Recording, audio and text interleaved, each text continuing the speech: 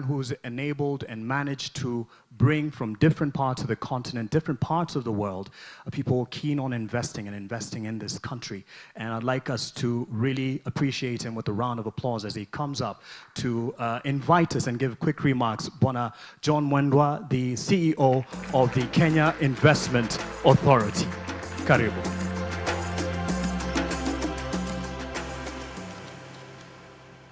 Your Excellency, Professor Kithure Kindiki, the Deputy President of the Republic of Kenya, senior government officials who are here, international investors, all protocols observed. A very warm welcome to you all on our final day of the Kenya International Investment Conference 2026, and the nexus of the investment paradigm and the AGII has never been more real than what we have today. And I know this forum will enable us to move from conversations in terms of green pipelines into tangible results. And I want to ride on what was announced by His Excellency the President on the 25th, the $2.9 billion worth of deals, $150 million of that was actually green deals. But we want to accelerate that journey. And that is why at the Ministry of Investments, Trade and Industry, through the Kenya Investment Authority, we have launched a green aspect of our investment deal room to accelerate conversations around how to really fast track investment projects that are green in nature. And we know that the green ambition will not be won by conversations, it will be won by investment. So we must finance them, we must scale them up, we must make center stage those deals in what we do. And because mine is just to welcome you, and it's a very short session, allow me, because some of you are here for the first day today, but you haven't been with us for the last 2 days, to invite you to just join us briefly to show you what we showed everybody on the first and the second days, a short story about the investment landscape in the Republic of Kenya. I thank you. Kenya, the largest economy in East and Central Africa and the 6th largest on the African continent, offers investors a stable market growing at a rate of 5% annually. This isn't just a place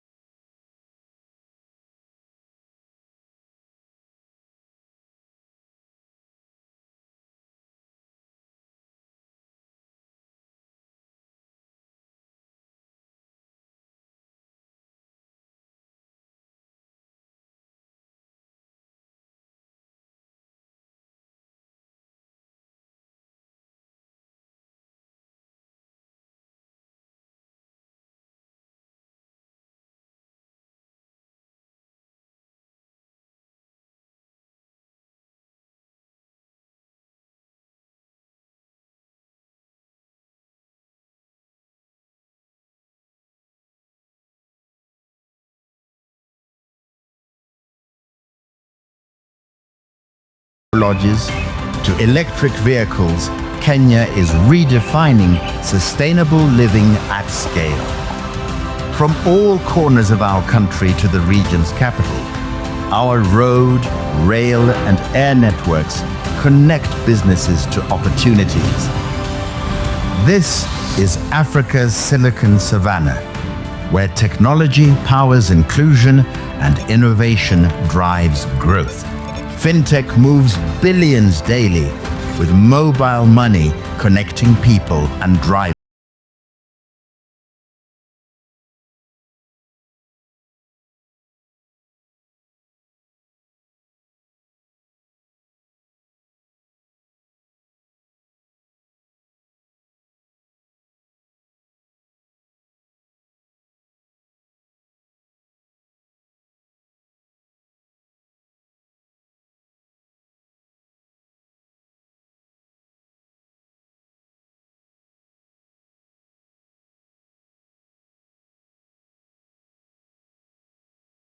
on the continent. Across special economic zones and industrial parks with progressive fiscal benefits, opportunities scale fast. Invest in Kenya for clear incentives, investor protection, and a robust legal framework.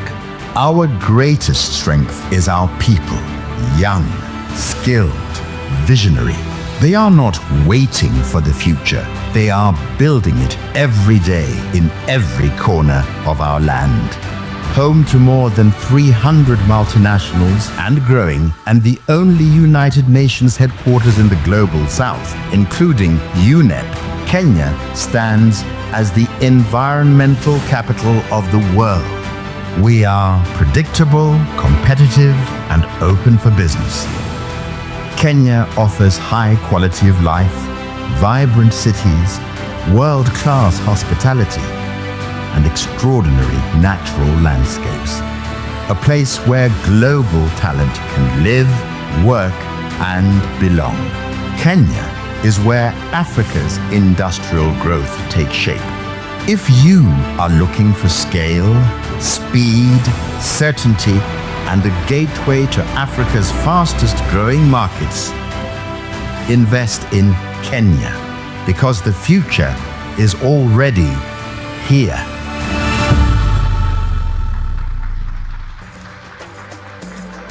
Leaves little wonder as to why we have the Kenya International Investment Conference 2026 being hosted right here. And to the Kenya Investment Authority and team, well done for this initiative. And today's initiative is centering on the Africa Green Industrialization Initiative.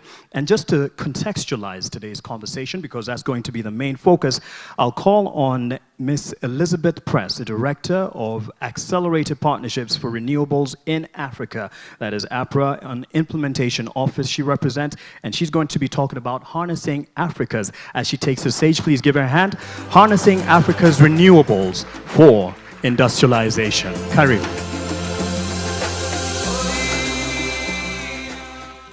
Thank you very much, Excellency, distinguished guests, ladies and gentlemen. I'm so happy to be here, and I want to tell you a story. But before I do that, I just want to check, is this the PowerPoint? Yes, it is. Okay. So energy is rarely the most glamorous topic in the room. We really don't think about it very much, except for the small percentage of us who work here. But it becomes a very big issue when the price jumps, when shipment is delayed, the lights go out, transport costs rise, food becomes more expensive, and suddenly energy is all that anybody talks about. So today's discussion will be about how we harness renewable energy for industrialization. And I want to put a global context before you, give you a few numbers to try to understand where the world is going, how Africa fits in, and how we in Kenya can actually harness this opportunity. So this story will be in 3 slides. The first slide is about direction. So the global power mix is changing, and you can see it, like this is about 20 years. We still don't have 2025 numbers. They will come out soon, but the trajectory will not change. In 2024, we had more than 90% of capacity added from renewables. And when you look at the trajectory, you can see how the early climate policy changed the way the things moved. But once, when the cost of the renewable technologies went down, once when technologies improved, and when the greater understanding was gained how renewable energy are not just about the capacity, but also about the job creation, economic development, and energy security, the markets took over. So now this trend is actually unstoppable. And if you're like me, you actually don't know what a gigawatt is. I really struggle with conceptualizing what a gigawatt was. So I put these numbers on the side to show you what this 2024 means in the global context. So we had about 9,300 gigawatt of power capacity globally, the entire world. And you can see that the renewable energy made up almost half of it. The other half is the fossil fuels and nuclear capacity combined. So what matters with this slide is it shows us well where the world is going. The renewable energy trend is increasingly shaping decisions about power system, industrial location, long-term investment, and economic resilience. So the second slide is about scale. The shift is real. We saw it in numbers, but it is highly concentrated. A relatively small number of countries are actually building out renewable capacity at extraordinary speed. Also we see the scale, and scale really matters because it shapes supply chains, it shapes costs, it shapes where industries choose to locate. So this slide is less about the capacity, but more about the advantage that is currently accumulating.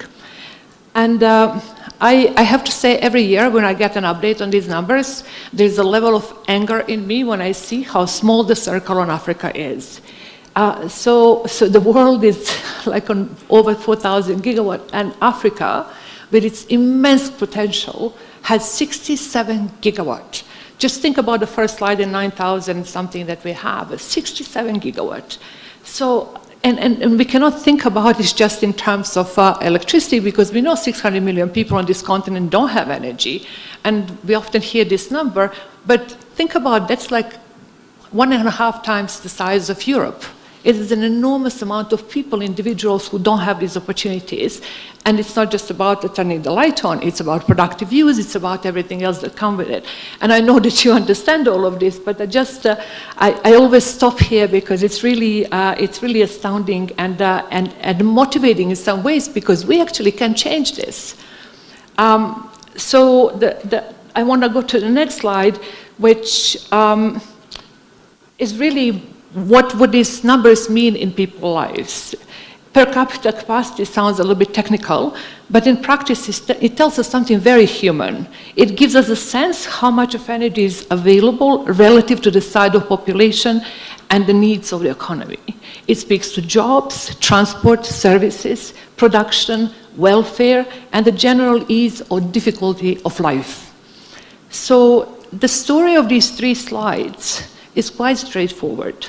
They show the world is moving quickly in a new direction based on renewables.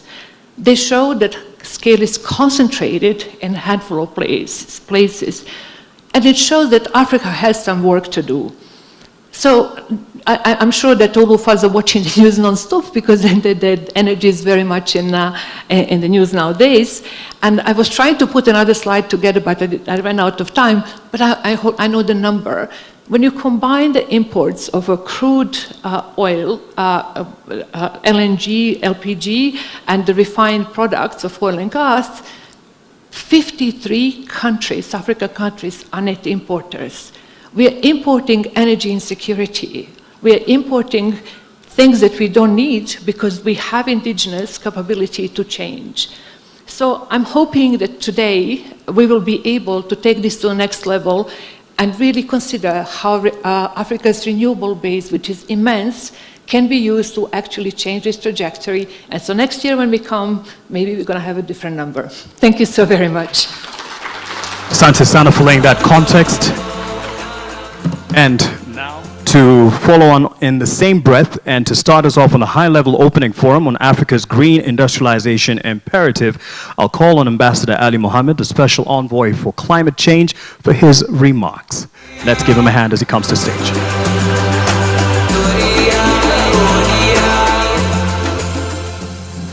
Thank you very much. Your Excellency, the Deputy President of Kenya, the Ministers for Environment, distinguished guests, ladies and gentlemen. Let me first of all thank my great friend, Elizabeth Press, for setting the stage so brilliantly and making our work for today easy. It's a pleasure to join you this morning for this important gathering of technologies, excuse me,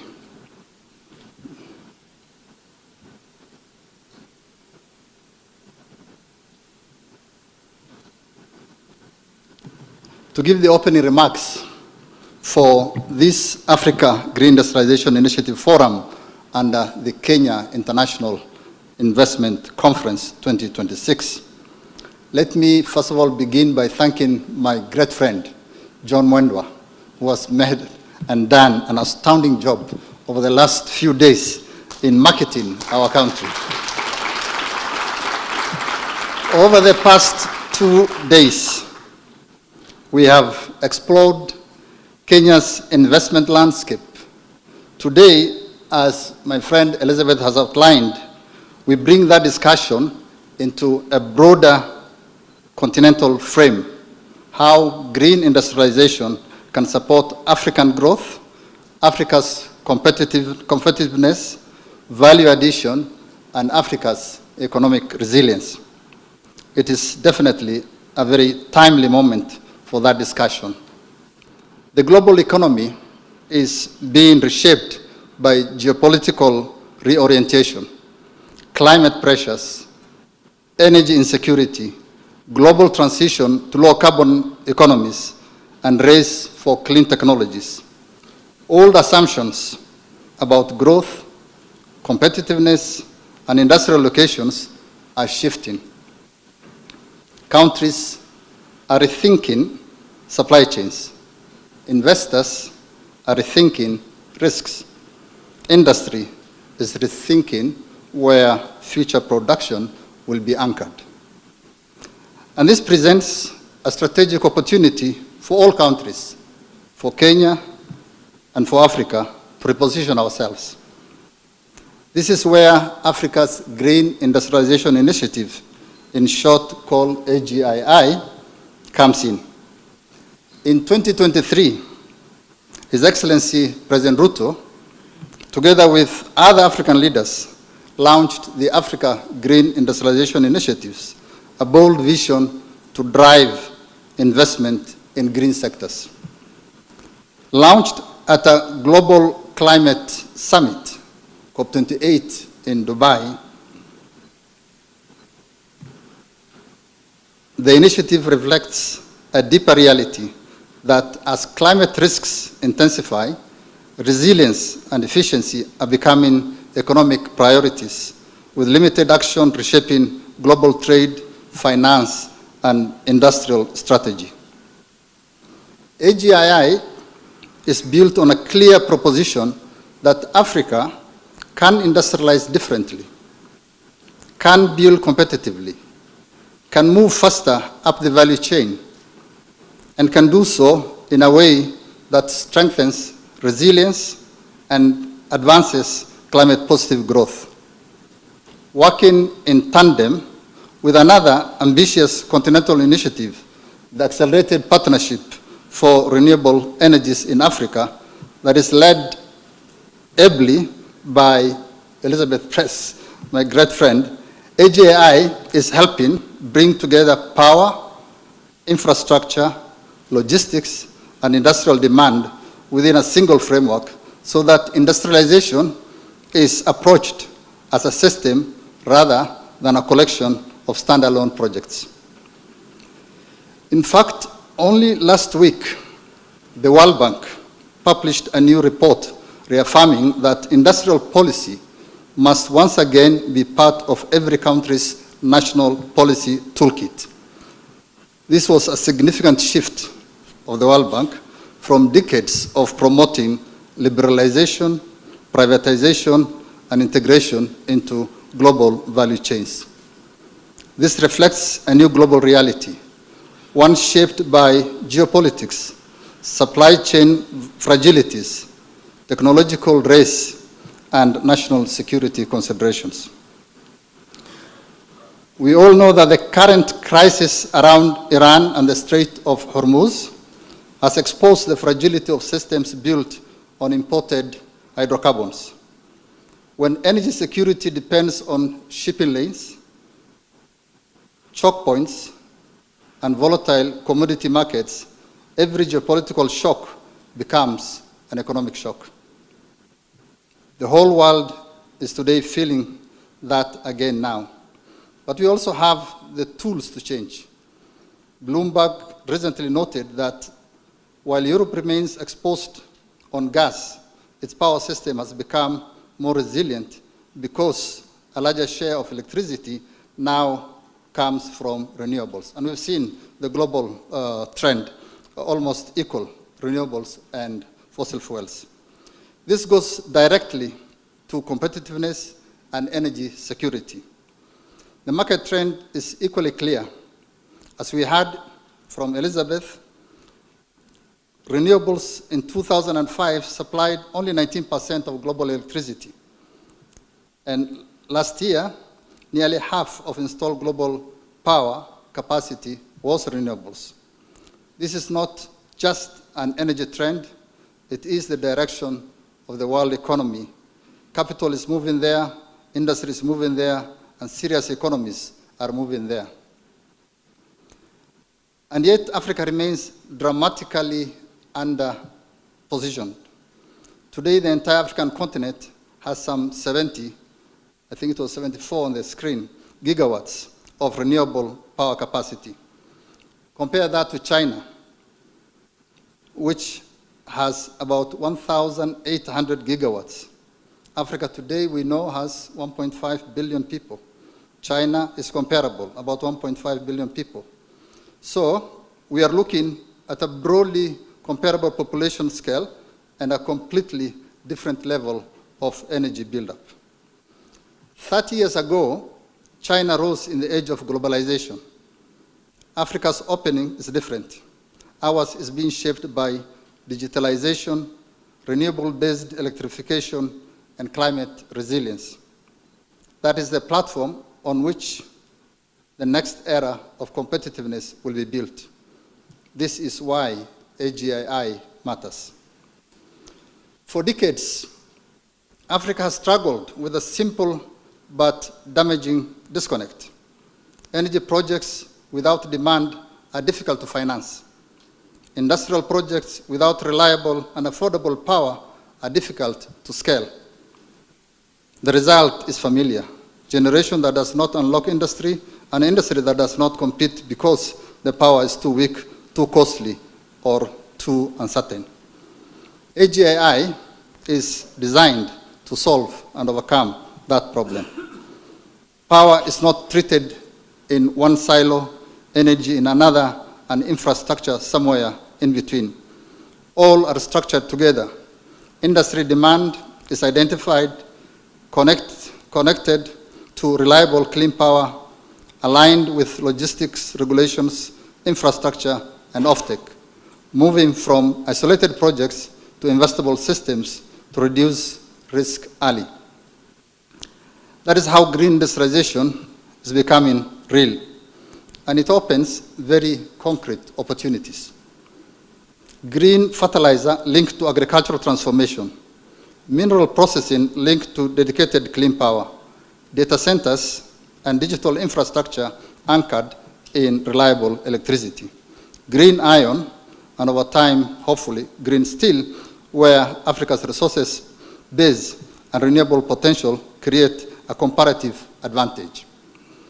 Institutional clean cooking, where aggregated demand from schools, hospitals, and prisons can anchor local manufacturing, clean energy systems, and supply chains.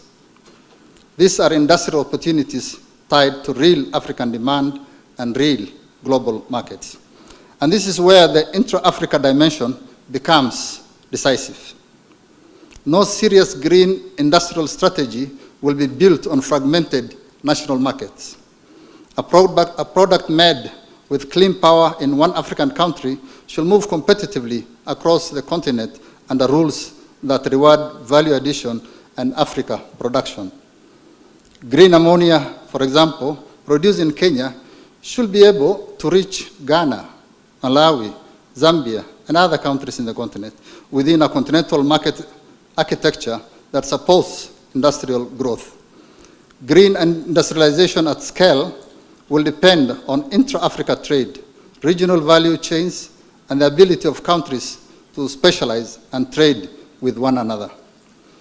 That is why the institutional foundation matters so much. Following the second Africa Climate Summit that was held last September in Addis Ababa, the Africa Continental Free Trade Area was given the green light to establish the AGII Secretariat here in Nairobi. and African development finance institutions and leading banks committed to mobilize at least US $100 billion in support of this agenda. That sends an important signal. African institutions are prepared to invest in African industrial future. Good progress is being made to close the persistent gap between policy ambition and practical implementation, aligning policy, infrastructure, and finance to support bankable, investment-ready opportunities, policies that promote shift from simply trading with Africa to co-building with Africa. Encouragingly, we are already seeing signs of this shift. Several African countries are adopting policies, including measures to retain more values from their resources. Since 2023, when AGI was launched, at least 13 countries have introduced export restrictions on key minerals to support domestic value addition. And governments and subnational entities are mobilizing capital through innovative approaches such as green and sustainable bonds to finance climate-resilient infrastructure. Your Excellency, the Deputy President, distinguished ladies and gentlemen, just to emphasize again, Africa does not lack opportunity, and we've had that severally here. Africa does not lack capital in any absolute sense. What Africa lacks too often is a sufficient, strong pipeline of well-prepared, investment-ready, and bankable projects. That is the real bottleneck. And that is why AGI matters so much. By developing clusters, aligning public and private actors, connecting demand to power, and helping structure projects from the start, it works on the exact point where too many African opportunities are still lost. Kenya is well placed to help lead this effort. We are not only part of the African opportunity, we are in fact hosting that opportunity. AGI is hosted here, ready to scale it and to deliver it. Kenya, as we've heard, offers the cleanest and most reliable power systems globally, a growing ecosystem in electric mobility, clean cooking, and sustainable agriculture, a credible framework for high-integrity carbon markets, and a strategic gateway to the continental market and AfCFTA. This week's discussions have shown that opportunities are plentiful. They are investable. They range from industrial clusters to clean cooking, from fertilizer to digital infrastructure, from regional logistics to value-added processing. The question now is delivery. Competitiveness will depend on speed, clarity, and consistency in regulations, in infrastructure, in logistics, in trade facilitation, and in the quality of project preparation. Capital, of course, responds to confidence, and confidence comes from execution. So the message to our investors is straightforward. Africa's green industrial opportunity is real. It is growing. And in many sectors, the first mover advantage is still available. The geopolitical case is strong. The renewable-based energy security argument is clearer. African institutions have already shown that they are ready to commit serious capital. Now we need to match that commitment with implementation. The Nairobi Declaration, adopted by African leaders in 2023 during our first inaugural Africa Climate Summit, embraced the vision of climate-positive growth and set a target of 300 gigawatts of renewable energy by 2030. But that target was never only about closing the energy gap.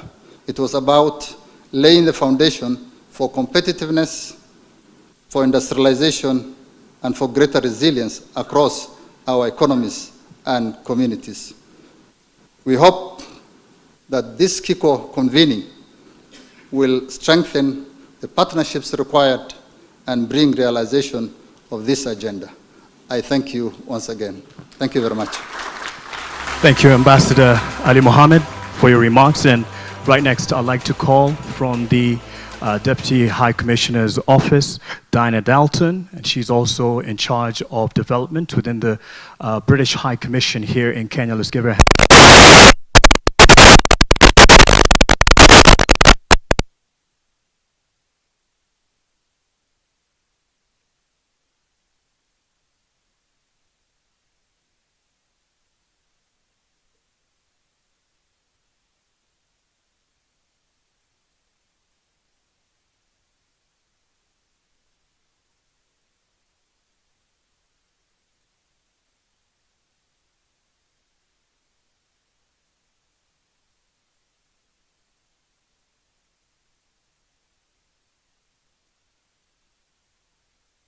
Start by acknowledging the leadership of the Government of Kenya, and particularly their very impressive national commitment to a green, inclusive and resilient economic transition. It really does demonstrate Kenya as an international role model.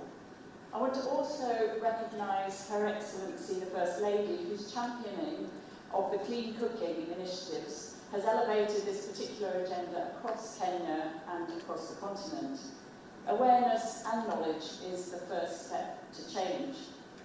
The United Kingdom and Kenya share a forward-looking partnership grounded in climate ambition, green growth and above all, practical delivery. We're working together to advance policy reforms, mobilise new critical investments, and we're seeking to turbocharge the technologies and the markets needed for a low-carbon and climate-resilient future. Kenya's success in generating more than 90% of its electricity from renewable sources really is quite a remarkable achievement. It's comparable with the performance of countries like Scotland, where I've been living for the past 12 years, or Norway, and both are big hitters on clean energy, clean green energy. And like Kenya, they too are beautiful countries with so much environmental richness to protect, while serving their populations and supporting economic growth, including in the most remote and difficult to reach areas. Kenya's choices and actions have impact beyond the country's borders. It demonstrates what Africa's green industrialisation can. Vision, investment and partnership all come together. With clean power progressing so well as one pillar of the transition, clean cooking logically must come next. Across Africa and here in Kenya, most households and institutions still rely on firewood and charcoal, and this has consequences that we're all aware of. Deforestation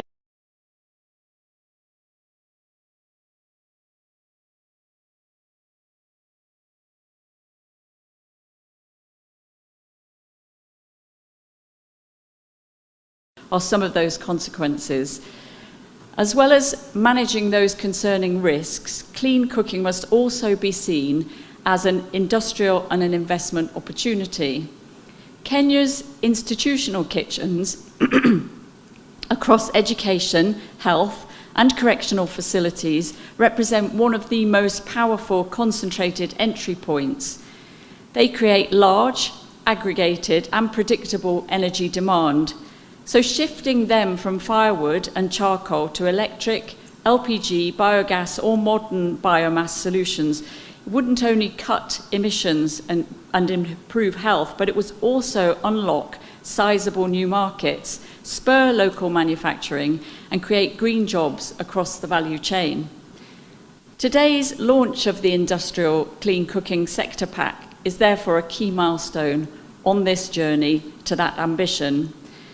I sincerely congratulate the Office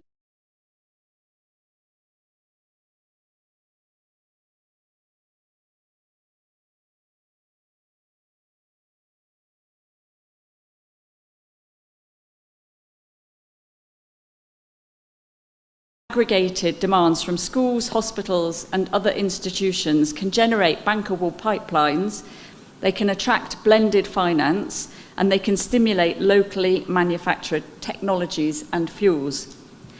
In doing that, it then positions clean cooking firmly within Africa's broader green industrialisation agenda, and it aligns with the goals of the Africa Green Industrialisation Initiative and KICO to mobilise capital into high-impact green sectors, delivering climate and economic benefits. So, of course, we in the UK are delighted to be supporting this work. Under the Kenya-UK Strategic Partnership and through programmes like UK Partnering for Accelerated Climate Transitions, UK Pact, we're already working with national and county governments to strengthen energy planning and work with and improve policy frameworks and create the enabling environment that clean cooking markets need to be able to scale. The collective action of us all, government, investors, technology providers, development finance institutions and innovators to move together and quickly from strategy to implementation at scale is the obvious next step. So as we launch the Sector Pact today, I encourage every stakeholder here to see this not just as a technical document, but as a call to action, a call to unlock capital, a call to build local industries, and a call to bring clean energy solutions to every institution and every community across Kenya and beyond across Africa. Together we can transform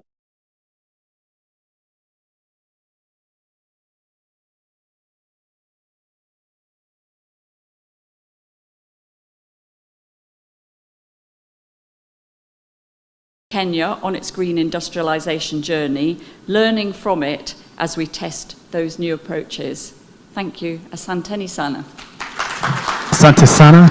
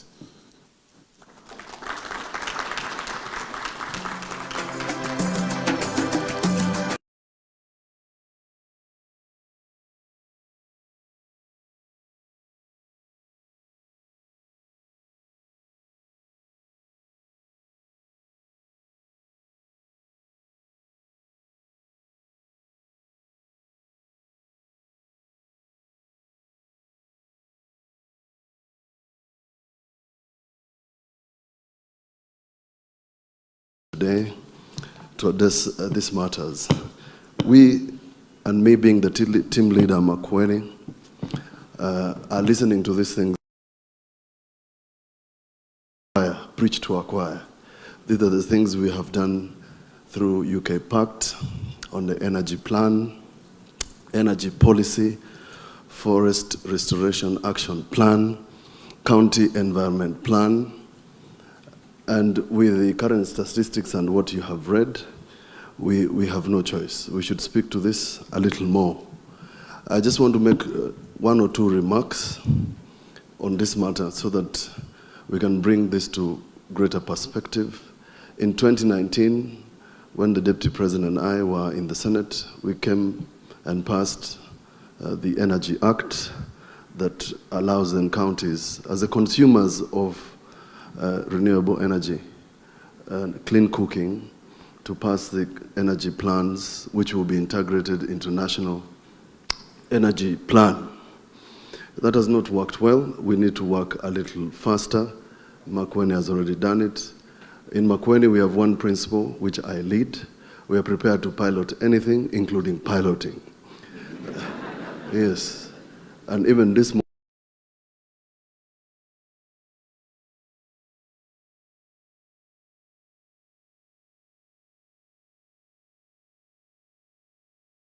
Statistics in makwiny alone, I cringe.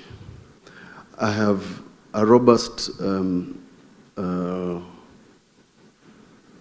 environmental concerns. We are leading in the Lower Eastern region, 13% forest cover, but we are consuming 26 tons of firewood. In the institutions we are talking about, that is schools, 900 schools, secondary, 1,200 public, 63 vocational training centers, 241 health facilities.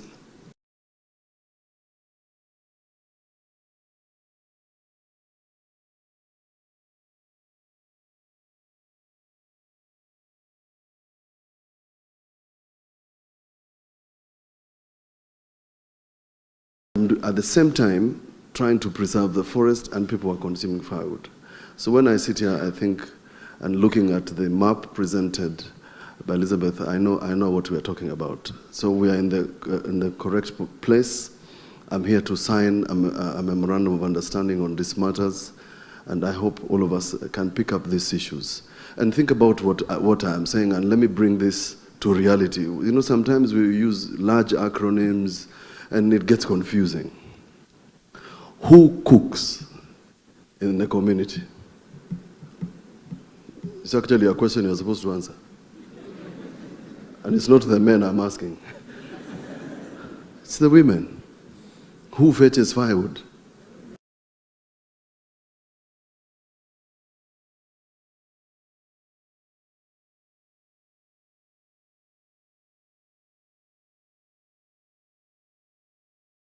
Talk about clean cooking, we are protecting the mothers of this country who are the fulcrum of the families.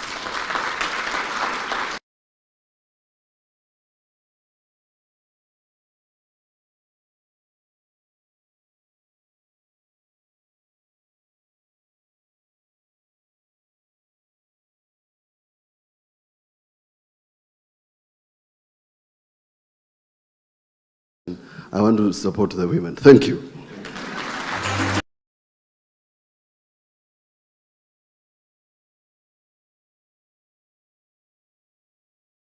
I'm honored to join you today in this forum in Nairobi, the environmental capital of the world, by virtue of hosting the UN headquarters on environment.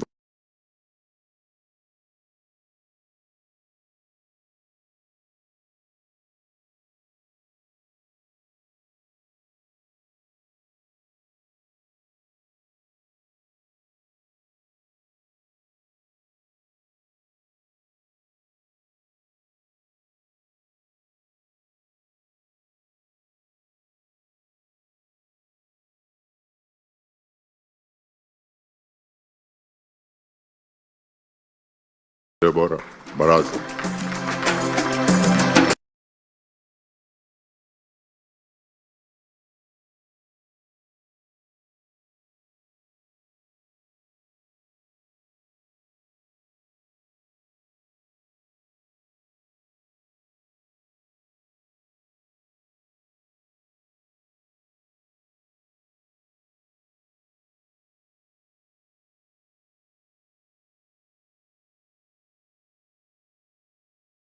Observed, ladies and gentlemen, good morning.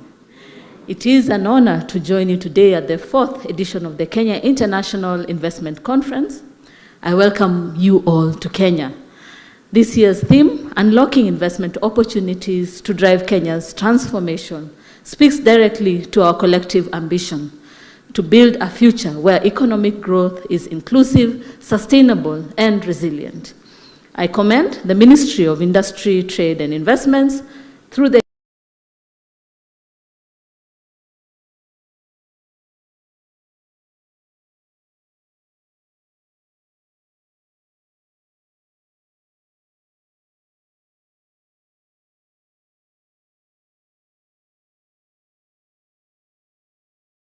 is not just an opportunity, but an imperative fact requiring a conducive policy environment that encourages innovation, attracts investments, and ensures equitable resource use. Creating an enabling policy and regulatory environment is fundamental to unlocking the full potential of the circular economy. It involves designing forward-thinking laws, incentives, and standards that stimulate private sector participation, facilitate sustainable waste management practices, and promote the reuse, recycling, and repurposing of materials.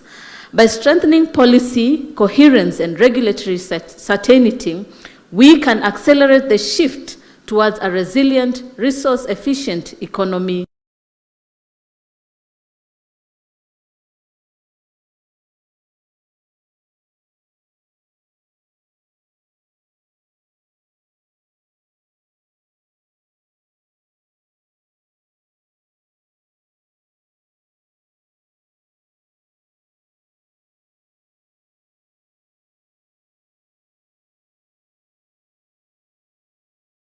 Similarly, scaling up clean energy innovations can drive industrial growth while safeguarding human health and the environment.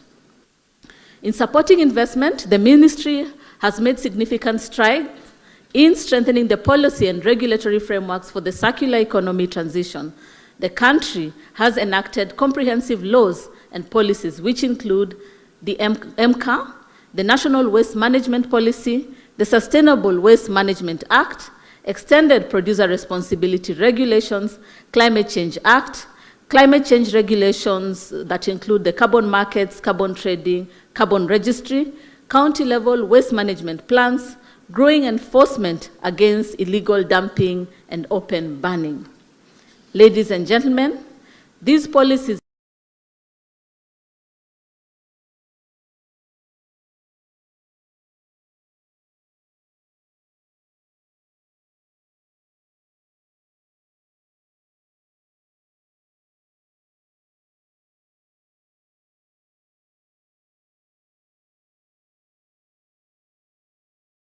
composting and biofertilizer products, circular industrial parks, and digital platforms for waste traceability and EPR compliance, among others.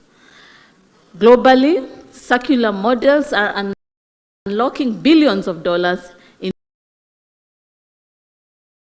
value, reducing greenhouse gas emissions, and building resilient supply chains. Kenya is at the forefront of this transition in Africa. Let us set a regional benchmark, be deliberate in identifying investors and facilitators who will be driving economies within the circular economy space, de-risk investments, enhance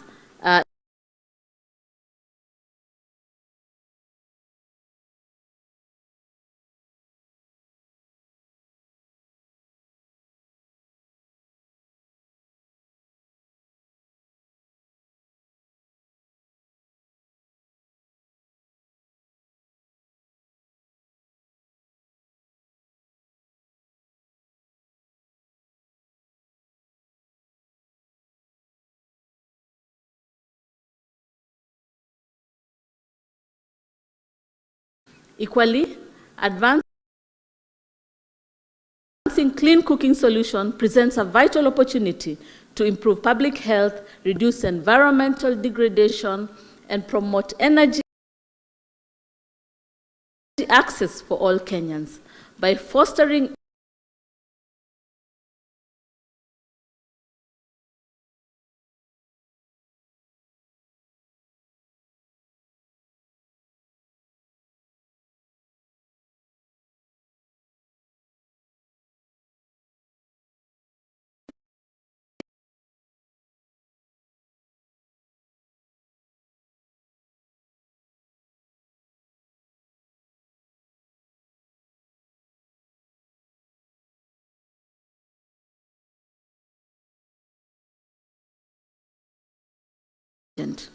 what is required now is capital, confidence, and commitment.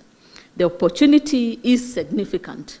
Predictable demand, scalable business models, alignment with climate and sustainability priorities, and returns that are financial, social, and environmental. I urge investors to identify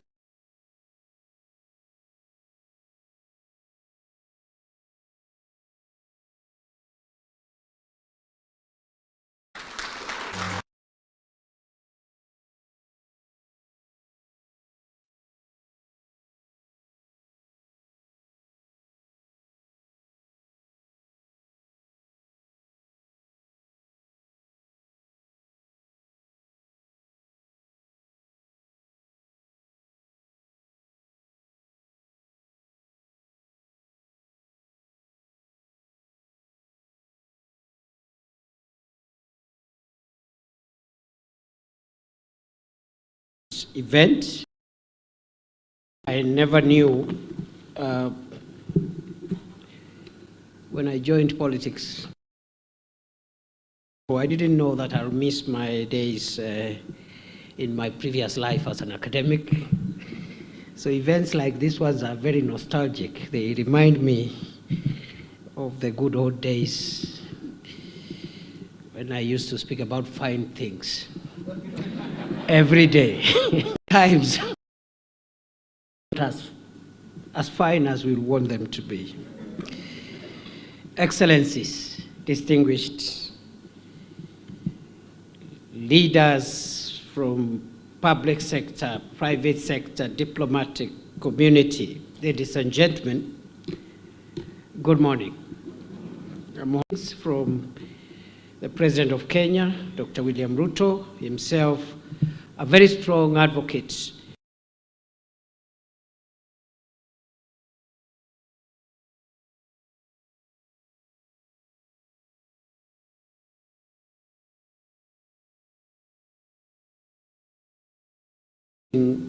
great disruptions and reorganization of supply chains around the world.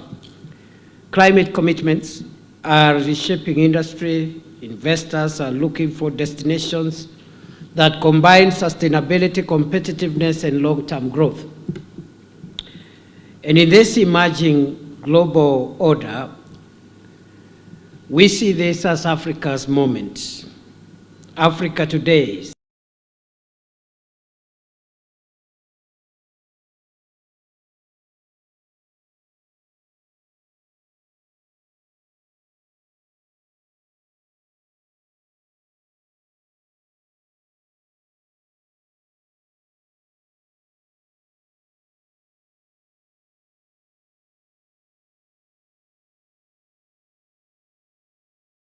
and geothermal resources capable of powering large-scale clean industrial development.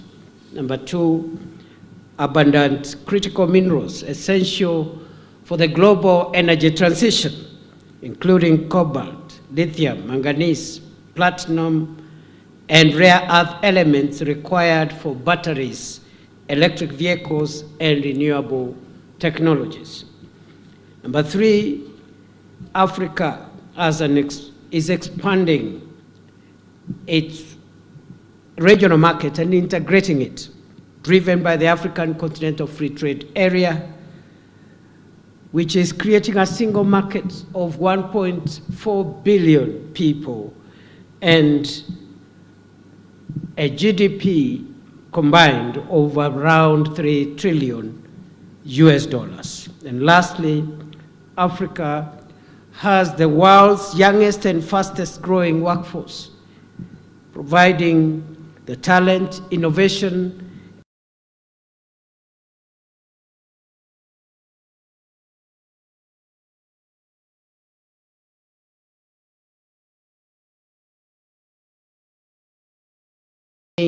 low in Africa. Although Africa holds nearly 40% of the world's renewable energy potential, the continent has received only about 2% of global renewable energy investment over the past 1 decade. Correcting this imbalance is a climate imperative. It is also an investment opportunity of this generation. Africa leaders have already charted the path forward through the Nairobi Declaration on Climate Change that took place in this city in 2023 during the Africa Climate Summit. The continent articulated a bold and practical vision for climate positive growth.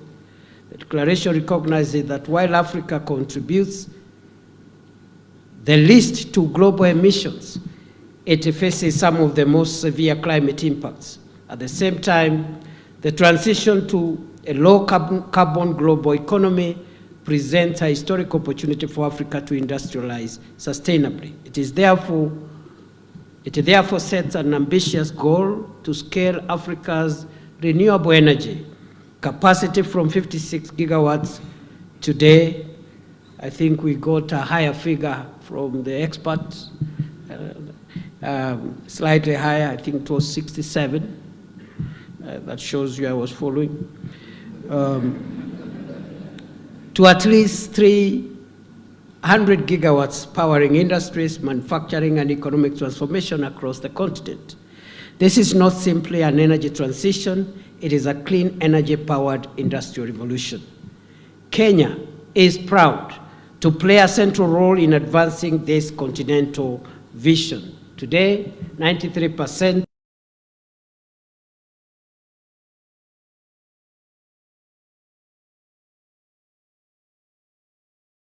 is Kenya among the world's leaders in clean energy. For investors seeking to build low-carbon manufacturing platforms, Kenya offers a compelling proposition.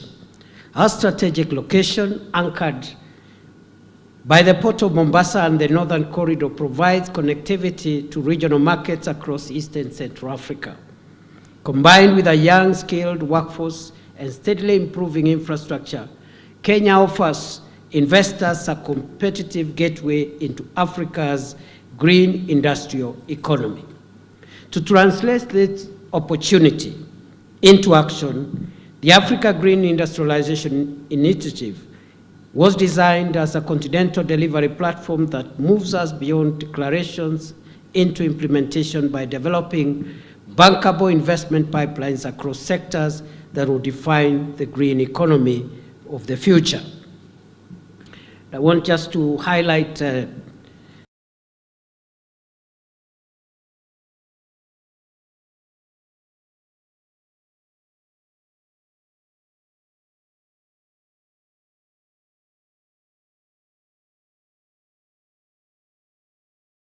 scaling solar, wind, geothermal, and hydropower while strengthening transmission and regional power systems to support industrial growth. The second sector is in critical minerals and value addition.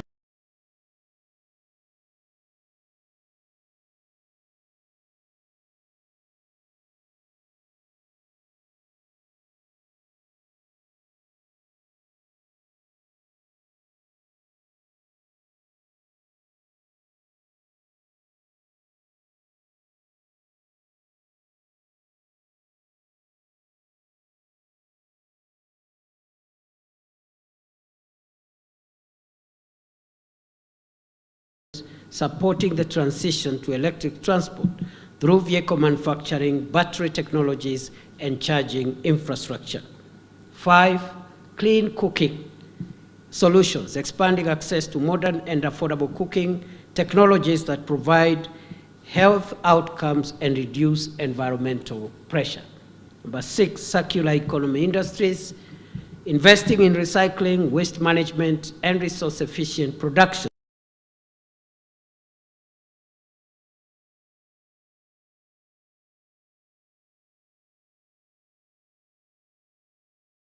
Developing alternative fuels such as green hydrogen and sustainable aviation fuels to decarbonize global transport.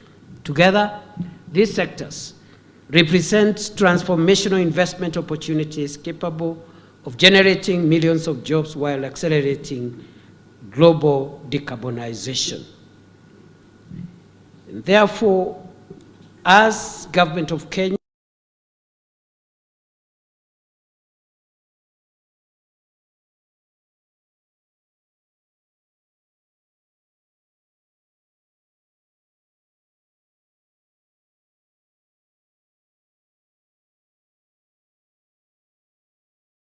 KJET project, where we are investing $40 million US, equivalent of 5 billion shillings, to de-risk private sector investments in these areas and to crowd in more investment from private sector to promote clean industrialization while creating jobs and empowering the people of Kenya.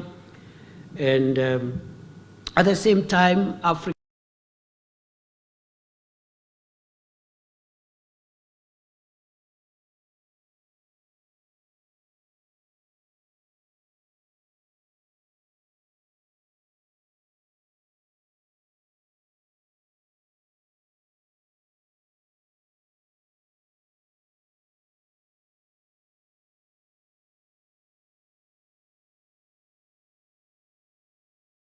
as a strategic green investment opportunity. This is particularly true in institutional clean cooking, a long overlooked subsector despite its scale and aggregated demand across schools, hospitals, and correctional facilities. Under the leadership of His Excellency President Ruto, Kenya has committed to achieving universal access to clean cooking by 2028, including the transition of public institutions, especially schools, to modern cooking solutions, sending a strong and clear signal to investors and partners. Achieving this transformation, Excellencies, ladies and gentlemen, will require significant investment. The global transition to low-carbon economy is estimated to require between $4 to $6 trillion annually. Africa must capture a meaningful share of its capital. As governments, our responsibility is clear to provide policy clarity, regulatory certainty, and you've heard from the minister what we are doing in that space, and credible project pipelines.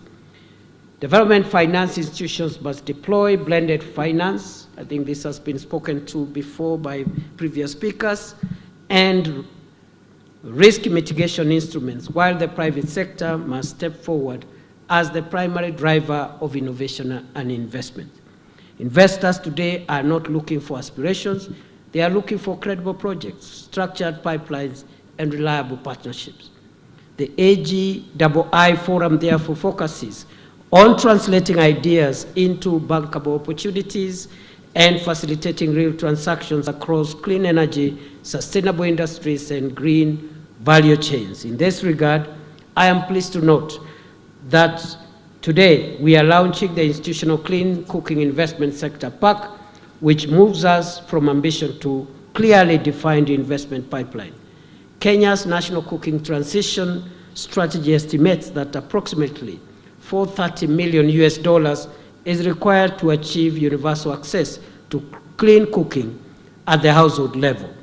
We are also unveiling a Burn Manufacturing Electric Cook Stove, a flagship example of how innovation, manufacturing, and clean energy can come together to deliver affordable electric cooking solutions at scale.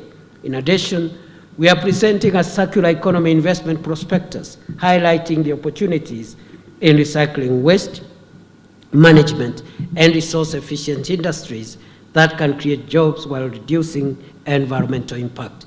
These demonstrate that Africa's green industrial transition is not theoretical, it is practical, investable, and is already underway.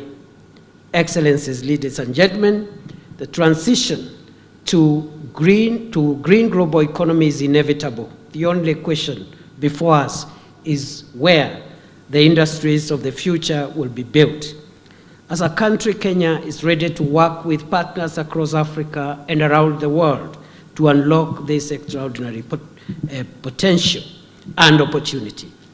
Together, let us transform Africa into a globally competitive hub for sustainable manufacturing and green innovation. Let us ensure that the next chapter of global industrialization is written in Africa and powered by Africa's green energy. Ladies and gentlemen, before I exit the stage, let me just summarize what I have said in one sentence, which is that about one generation ago, a huge transformation took place, and a paradigm shift took place around the globe, powered by globalization and its antecedents. That is 30, 40 years ago.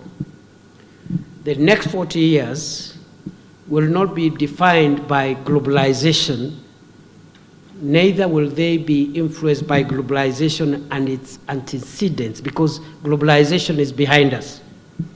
They will be defined by other drivers. And those three drivers into the future are: one, the people.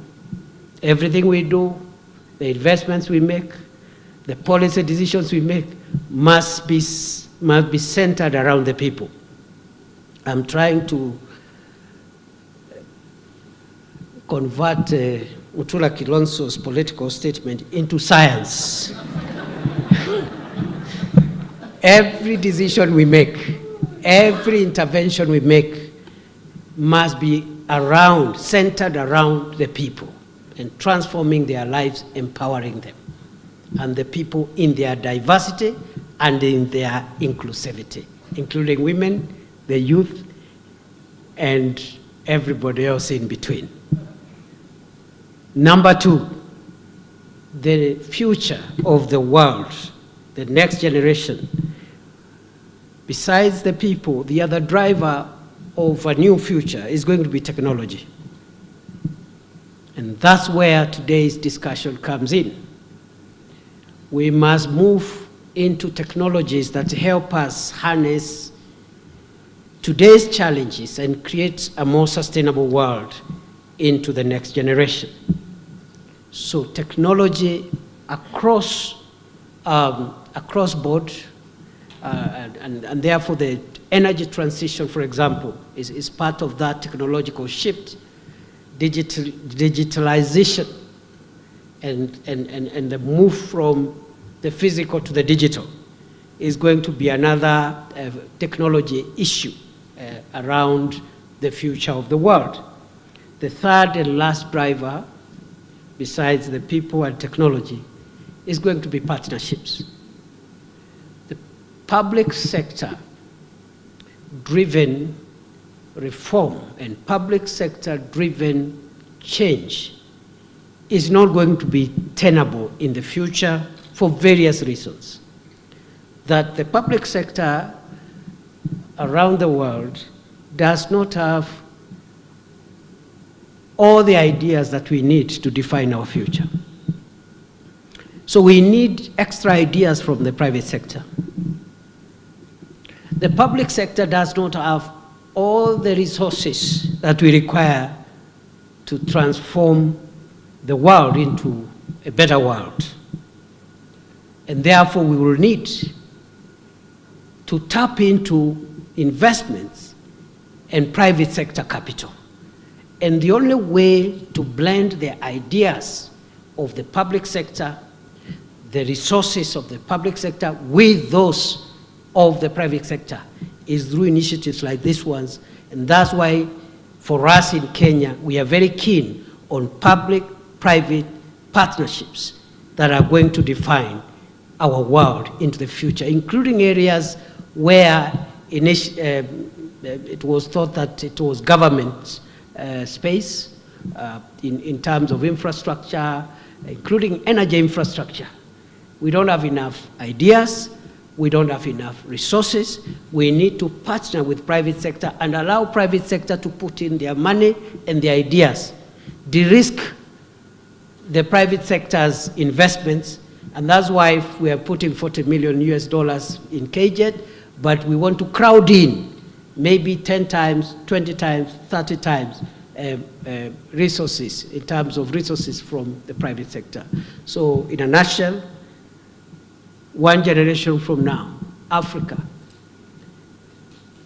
the place of Africa in the global economy a generation from now will be defined by what measures we take and how fast we hook into the drivers of the future. And these drivers are the people, technology, and partnerships. Thank you and have a good morning. Asante sana. Your Excellency, I'll ask that you stay with me on stage, Your Excellency Deputy President. And as we move things around, you may have your seat because we're getting to a very integral point. Your Excellency, stay with me. Your Excellency, you're with me. Please don't run away. I'm telling the rest. For you, you need to update my LinkedIn profile because I need to take a picture. So for those at the back, please make it chappy because I need this picture for my LinkedIn, but it's also just to give good time for this because we're getting to a momentous occasion where we've talked about it. You may have your seats, ladies and gentlemen. You will be standing as he exits, but we are getting to a very important milestone, which is the signing of an MOU between the county government of Makwiny, and we have Governor here, you'll take one seat, as well as CLASP. And I'll call on Emmanuel Aziebor, who is the Senior Senior Director Africa, for CLASP to be here for this momentous occasion as we sign, and it was witnessed by His Excellency the Deputy President, Professor Kithure Kindiki, as they sign this particular agreement and MOU. Let me just give a bit of a context, and they're flanked, of course, by their representatives from the county government and as well from CLASP, and also the legal department, and making sure that everything is aligned. So, in terms of the importance of what we are signing here today, just before Bonamtula, you think you're signing your life away, this is what you're signing to. Now, of course, you were briefed about this. This is a momentous occasion where we're moving from this is a reflection on our commitment to move from plans to implementation. Now, we will witness the signing of partnership of MOU between the government of Makwiny County and CLASP that is represented there, aimed at accelerating the transition of public institutions to clean cooking solutions. Now, this partnership demonstrates the power of collaboration between county governments and development partners in unlocking real projects and real impact on the ground. I now invite the respective representatives from Governor from Makwiny County as well as representative from CLASP to sign, and then they will have an opportunity to stand up and exchange the agreement and take a picture.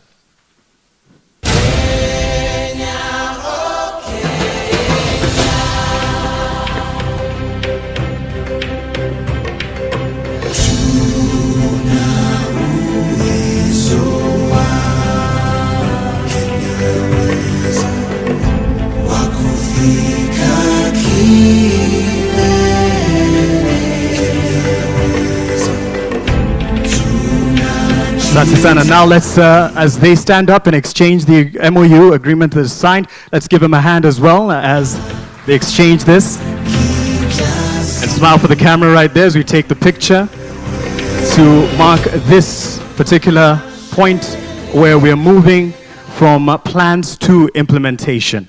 Asante sana. And yes, you may have your seats now. And we move to another, to Deputy President Utabaki na sisi on stage for the next momentous occasion, where we would want to launch the institutional clean cooking sector pack.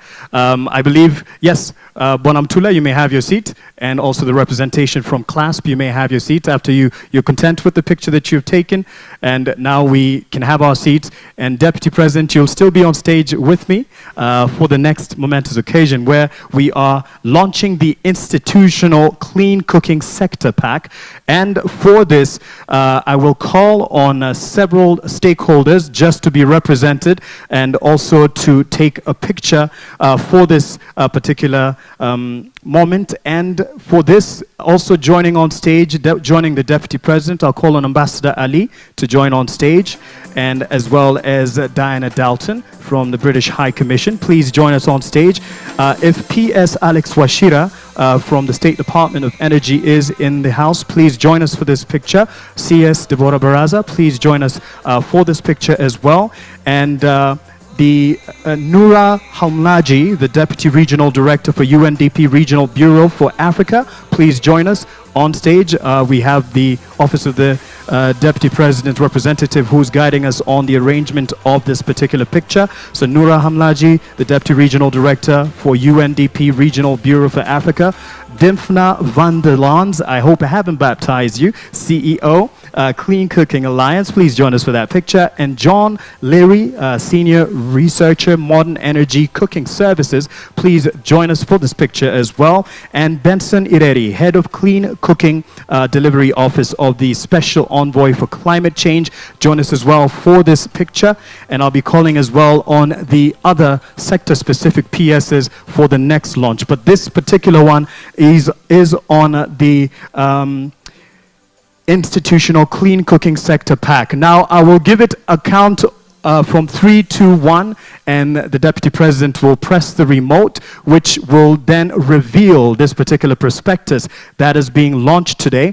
And as he presses that, so let's do it together, and let's go from the count of 3, 2, 1, and when we get to 1, he will press it. So, 3, 2, 1. Ladies and gentlemen. the Institutional Clean Cooking Sector Pack. The first Institutional Clean Cooking Sector Pack, a groundbreaking document that transforms clean cooking from a development challenge into a clear investment-ready opportunity. Now, it aggregates demand across schools, hospitals, and correctional facilities and presents a pipeline of projects valued at approximately $589 million. This is a critical step in moving from ambition to bankable deals and real impact as we take this particular picture. And that is now what we have launched, the Institutional Clean Cooking Sector Pack.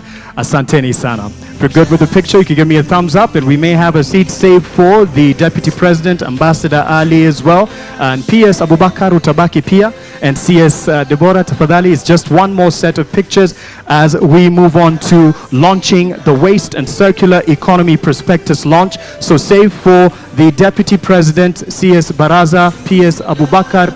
I will call on PS Dr. Juma Mukhwana, if he is in the house, to also join in this particular picture. And Madam Diana Dalton, I'll ask that you please stay on for this particular picture. Sorry to get in the steps. Diana, please join us for this particular picture as well. Yes. And yes, we have the CEO of Kenya Investment Authority.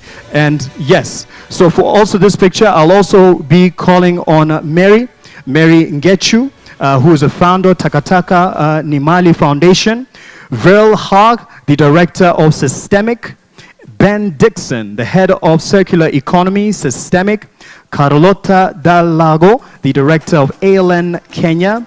And of course, we have our CEO, John Mwendwa, who is our host and convener here.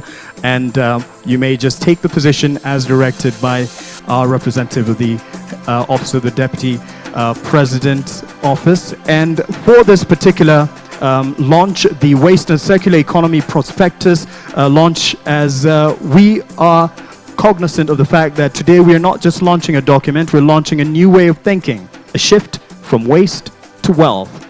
And Kenya generates over 8 million tons of waste annually, yet only 4% is recycled. Over 95% of value is lost. Globally, the circular economy is projected to reach $5.8 trillion by 2034. Now, waste is not the end of a product's life. It is the beginning of a new value chain. This prospectus highlights opportunities across innovation, SMEs, digital platforms, and infrastructure. And I believe that's good time enough to capture that moment. Thank you. You may have your seats. And actually, all right, okay.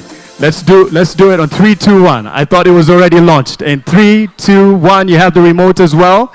In 3, 2, 1, ladies and gentlemen, behold the Waste and Circular Economy Prospectus. As we've said, waste is not the end of a product's life. It is the beginning of a new value chain. And circular economy is about reuse, redesign, and continuous value recovery. Investment opportunities that we have here, and the prospectus highlights, as mentioned, is innovation, SMEs, digital platforms, and infrastructure. Now, there is space for every type of investment. Because we have strong policies, active private sector, strong digital ecosystem, and regional hub positioning. And this is an investable market today with a human impact of over 45,000 waste pickers.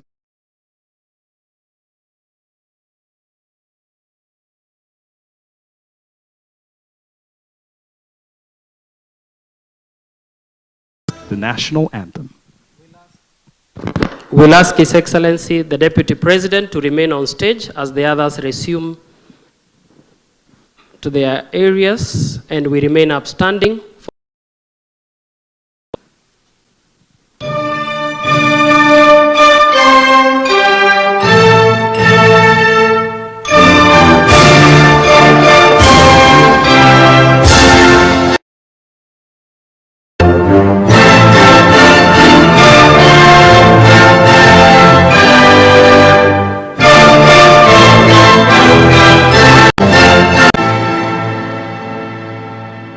Asante sana, Deputy President, Your Excellency, Professor Kithure Kindiki.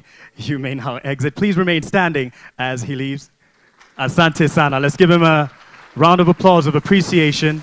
Thank you so much for gracing this occasion, as he's accompanied by the CSPSs and our top delegates. I will now ask you to still remain standing. Once they are out, I'll give some direction as we get into the tea break.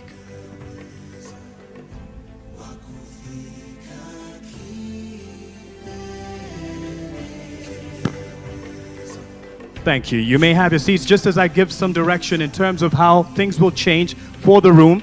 As mentioned earlier, this will be Kilimanjaro 1, and it will be one of the side event venues. And for those who came already decided with the agenda marked, I'd just like to read out the different side events that will be accommodated in these different rooms. And I'll ask you that you leave with your valuable